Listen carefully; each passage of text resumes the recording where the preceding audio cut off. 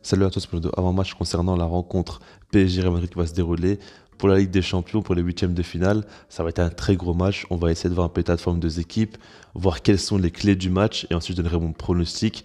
En tout cas, c'est un match qui me paraît quand même d'être assez intéressant hein, parce qu'on a quand même deux grosses équipes sur le papier et puis avoir un tel choc au huitième de finale, c'est quand même assez rare.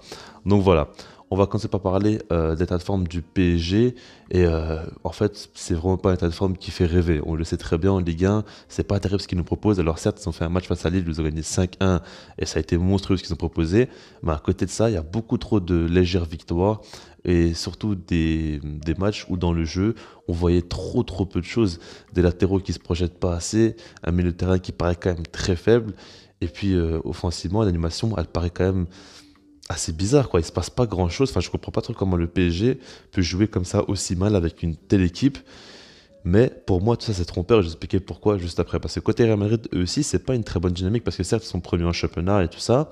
Mais il faut prendre la dynamique récente. Et actuellement, c'est pas la folie. Ils se sont fait éliminer face à Bilbao pour la Coupe du Roi. Et à côté de ça, les gars, ils sont pas du tout sur une grosse dynamique. Là, ils viennent de faire un match nul 0-0 face à Villarreal. Mais mis à part ça, même quand ils gagnaient, c'était pas des gros matchs. Ils avaient gagné 1-0 en marquant vers la fin de match. Et puis, il y a eu d'autres matchs comme ça aussi, où dans le jeu, c'était pas la folie. Alors, certes, Benzema a raté quelques matchs. Certes, Vinicius a été suspendu pour un match. Modric a été ménagé face à Villarreal. Je comprends. Maintenant, c'est quand même pas normal qu'ils galèrent autant. Et pour moi, ils sont pas dans une grosse forme. Maintenant, tout ça ne veut rien dire selon moi. Parce qu'en fait, un match avec des champions, surtout un huitième de finale, bah, c'est préparé pendant des semaines et des semaines. C'est-à-dire que ça se trouve, Pochettino ou même Carlo Ancelotti, bah, ils ont préparé une tactique et ils vont préparer un coup pour ce match-là. Déjà, ça peut faire la différence. Et mis à part ça, les joueurs, on sait très bien, surtout par rapport au PSG, ils sont surmotivés quand ils jouent en Ligue des Champions, mais quand ils jouent en Ligue 1, des fois, ils s'en foutent un petit peu. Ils ont tellement d'avance, ils savent très bien qu'ils vont gagner le championnat, du coup c'est complètement différent. Et pour moi, l'état de forme des équipes, ça ne veut rien dire pour un tel match. Ce qu'il faut surtout voir, c'est les absents. Et côté PSG, ils ont déjà Neymar. Neymar, c'est un coup dur. Maintenant, cette saison, ça fait longtemps qu'ils font ça. C'est pas comme s'il s'est blessé il y a deux-trois jours. Donc du coup, on peut se dire que ça peut aller. Surtout que maintenant, il y a Messi. Donc Messi et Mbappé, ça peut être un duo qui fait très mal. Et je me dis même que l'absence de Neymar peut aider le PSG dans un sens. Bien évidemment que c'est bien d'avoir Neymar sur le terrain, mais je me dis que si jamais Neymar n'est pas là, ils pourront jouer avec une attaque à deux, donc un peu moins offensif, et l'effectif pourrait être un peu plus équilibré. Surtout qu'on sait que Messi et Neymar, c'est deux joueurs qui défendent pas beaucoup, font pas beaucoup d'efforts défensivement. Si t'en as un des deux en moins, c'est déjà un peu mieux pour l'équilibre de l'équipe, je dis bien par rapport à ça. Après, Sergio Ramos, et Sergio Ramos pour moi c'est une grosse perte. Alors certes, jusqu'à maintenant, il a pas su enchaîner beaucoup de matchs avec le PSG. Maintenant, pour moi, s'il y a bien un homme qui peut stopper et vraiment bien tenir Benzema, c'est bien Sergio Ramos, il le connaît parfaitement. Et puis c'est un excellent défenseur en un contre un. Avoir Ramos, c'est quand même très compliqué de s'en sortir. Justement, en parlant de Karim Benzema, ben lui aussi, il ne sera pas à 100%. Alors en fait, il n'a pas été dans le groupe pour jouer face à Villarreal. Maintenant, pour moi, il va jouer face au Paris Saint-Germain, j'en suis sûr et certain. C'est toujours comme ça avec le Real Madrid, même si il ne sera pas à 100%, il va jouer. Maintenant, le problème, c'est qu'il ne sera certainement pas à 100%, parce qu'il avait raté un entraînement, même plusieurs entraînements, mais genre là récemment, il devait normalement participer à l'entraînement pour le match face à Villarreal, il l'a même pas fait, donc ça prouve qu'il n'est pas du tout à 100% physiquement. On verra ce qu'il va donner, mais en tout cas, c'est quand même un coup dur pour le Real Madrid. Et mis à part ça, ben, il y a Ferland Mendy aussi. Ferland Mendy qui n'est pas à 100%, lui aussi, donc n'a pas joué face à Villarreal, n'était pas dans le groupe. Et selon les informations, il devrait quand même jouer. Mais pour moi, c'est vraiment ultra important pour le Real Madrid que Mendy joue. Parce qu'en fait, quand on regarde, Marcelo, pour moi, il n'est pas du tout au niveau. On avait face à Villarreal. Hein. Chukwueze s'est vraiment amusé avec lui. Défensivement, il est quand même très faible. Il est plus du tout au niveau, selon moi, Marcelo. Et après, si jamais Alaba joue à la place de Marcelo, ben, l'axe central va être déstabilisé parce qu'Alaba Militao, ça marche très bien. Et si tu peux pas miser sur ton axe central qui marche très bien, bah, ce sera un coup dur pour le Real Madrid. Donc du coup, si Mendy joue, ça aiderait énormément le Real Madrid. Maintenant, on va passer aux clés du match. Et pour moi, la clé la plus importante de ce match-là, c'est de voir qui aura la possession. Parce qu'on parle beaucoup de la bataille du milieu de terrain, mais pour moi, c'est surtout au niveau de la possession que ça se joue. Je m'explique. En fait, le PSG, on sait très bien qu'en Ligue des Champions, dans les gros matchs, ils ont pris une habitude maintenant, c'est de jouer quand même très bas et se projeter très vite en compte, notamment avec Mbappé. Et c'est comme ça qu'ils arrivent à faire mal. Maintenant, le Real Madrid aussi, ils ont montré qu'ils pouvaient le faire. Par exemple, face au Barça, dans la Super Coupe d'Espagne, eh ben, on l'a vu, ils ont joué quand même très bas sur le terrain. Et ils ont accepté le fait que le Barça ait la possession pour pouvoir jouer en contre et les faire très mal, notamment avec Vinicius qui va très vite. Et Benzema, c'est pas le joueur le plus rapide, mais pour jouer en contre, il est très intelligent, il sent très bien les coups et pour moi, il est essentiel quand tu veux jouer en contre comme ça. Il peut faire beaucoup de bien, Benzema, parce que dans son exécution, il est très très rapide. Donc du coup, on va voir maintenant qui jouera plus bas sur le terrain, qui laissera la possession à l'autre. Et dans ce cas-là, pour moi, le PSG serait beaucoup plus gagnant en jouant plus bas sur le terrain.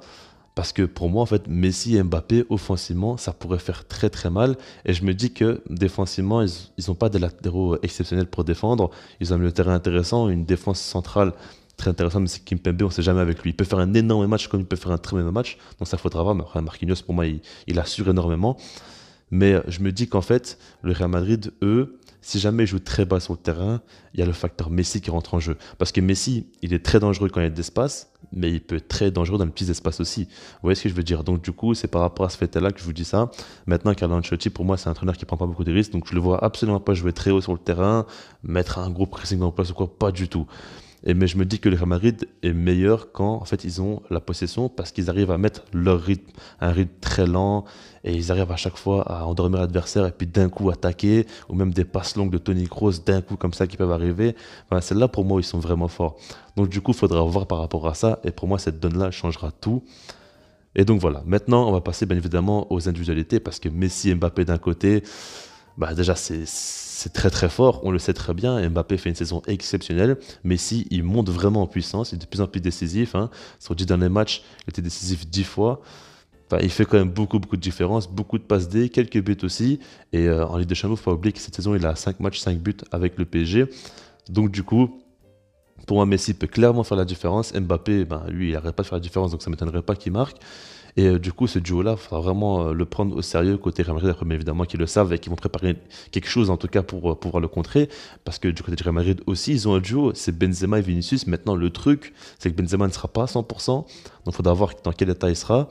Même si pour moi, qu'il soit 100% ou non, il va faire très très mal au PSG. Et après, il y a Vinicius. Et Vinicius, en ce moment, ben, certes, il a eu un match de suspension et puis il est revenu, donc on peut se dire qu'il a eu un peu de repos, il a retrouvé du rythme, ça a l'air d'être parfait comme ça. Mais je trouve qu'il est un petit peu sur une pente descendante en ce moment. J'exagère un petit peu, mais je trouve qu'il est moins en grande forme qu'au début de saison, qu'il est beaucoup moins décisif et qu'il a beaucoup moins d'impact dans le jeu. Il dribble énormément, mais dans le concret, on va dire, il est moins présent, il cadre moins ses frappes ces derniers temps, je trouve. Donc il faudra voir par rapport à Vinicius. Mais en tout cas, ça reste quand même deux duos excellents. Et si jamais ils sont un bon soir, bah, ils feront très très mal. Et pour moi, ça me paraît quand même logique que ce soit des clés. Et maintenant, on va terminer par rapport aux clés par l'ailier droit que jouera côté Real Madrid. Alors, on a plusieurs options. On peut dire que par exemple, Valverde pourrait jouer. Et le truc, c'est que si jamais Valverde joue, on aura donc certainement un milieu à 4, ou en tout cas un Valverde qui apportera beaucoup de soutien défensivement. Du coup, ce serait plutôt dans l'optique où le Real Madrid jouerait très bas sur le terrain. Après, si jamais ils mettent Rodrigo, là c'est différent, c'est un ailier un peu profil à la Vinicius, toute proportion gardée. Et puis si jamais, bah, il y a aussi Asensio qui est dans une très bonne forme actuellement, donc on pourrait le voir, mais lui aussi serait un peu plus un milieu en soutien, moins défensif que Valverde, mais dans la même idée en tout cas. Donc moi je me demande un peu comment Carlo Ancelotti va jouer, maintenant ça dépend de, comme je vous l'ai dit, si jamais ils veulent avoir la possession ou veulent la laisser au PSG. Donc par rapport à tout ça, vous avez compris que ça se joue sur quand même pas mal de détails. Maintenant, il faudra voir comment en fait, les deux équipes vont prendre ce match-là, comment vont en tout cas le jouer, dans quel état d'esprit, et ça changera tout. Maintenant, côté de mon pronostic, moi je ne vous cache pas que je vois vraiment le PSG gagner ce match-là. Je descends fortement. Je trouve que les Real Madrid en ce moment, ils sont vraiment décevants dans le jeu, ce qu'ils proposent, et les joueurs ne sont vraiment pas dans leur meilleur état de forme. Après, quand ils arrivent avec des champions, ils arrivent toujours à sublimer et à retrouver leur niveau, je suis totalement d'accord. Maintenant, j'ai un pressentiment très fort par rapport au PSG. Je pense que le match aller, ils vont jouer à domicile, chez eux, souvent chez eux face au gros, ils arrivent quand même à répondre présent. Après, c'est à l'extérieur, ils ont beaucoup plus de difficultés. Mais je vois bien en fait Messi faire un très gros match. Mbappé, je le vois bien marquer aussi. Et je pense que, comme je l'ai dit, ils vont jouer très bas sur le terrain, se projeter en contre. Et si jamais le Real Madrid se trouve face à un bloc bas resserré, je ne les vois pas avoir énormément de solutions pour marquer. Hein. Certains diront que non, c'est pas la bonne méthode de jouer bas face au Real Madrid. Moi, justement, si jamais le PSG arrive à attaquer très rapidement et aussi quand même avoir des phases de possession dans le match, parce qu'il ne faut pas non plus exagérer, il ne faut pas non plus reculer et laisser le Real Madrid jouer tout le match. C'est pas ça que je veux dire non plus, hein, faut pas le prendre à la caricature. Mais je pense que si jamais ils arrivent à bien gérer ça, le Real Madrid ne saura pas trop quoi faire et il sera un peu dépassé. En fait, moi, je vois vraiment cette équipe du PSG en championnat être pas terrible, mais en Ligue des Champions, faire la différence quand il le faut. Maintenant, pour la qualification, rien ne jouer. Je vous dis pas qu'ils vont se qualifier, mais en tout cas, pour ce match-aller, je les vois bien gagner. Après, le Real Madrid, je vous l'ai dit dès le début de saison, que moi, je les vois très bien gagner le championnat, parce qu'ils vont jouer de manière plus offensive avec Carlo Ancelotti, mais je les vois moins être forts dans les gros matchs avec des champions, parce que c'est une équipe un peu moins équilibrée cette année, même si qu'ils arrivent quand même des fois à jouer quand même bas sur le terrain et à être bons défensivement, c'est vrai. Mais je sais pas, j'ai des doutes par rapport à ça. Donc on verra bien. En tout cas, mon pronostic, c'est le PSG. Je les vois bien gagner avec un but notamment de Messi, aussi un but d'Mbappé. Après le reste, je sais pas. Moi, je prends pas énormément de risques sur les buteurs, mais vous avez compris l'idée. Je sais pas quand on s'en passer. Qui voyez-vous gagner ce match-là? Et sinon, moi, je vous dis peace.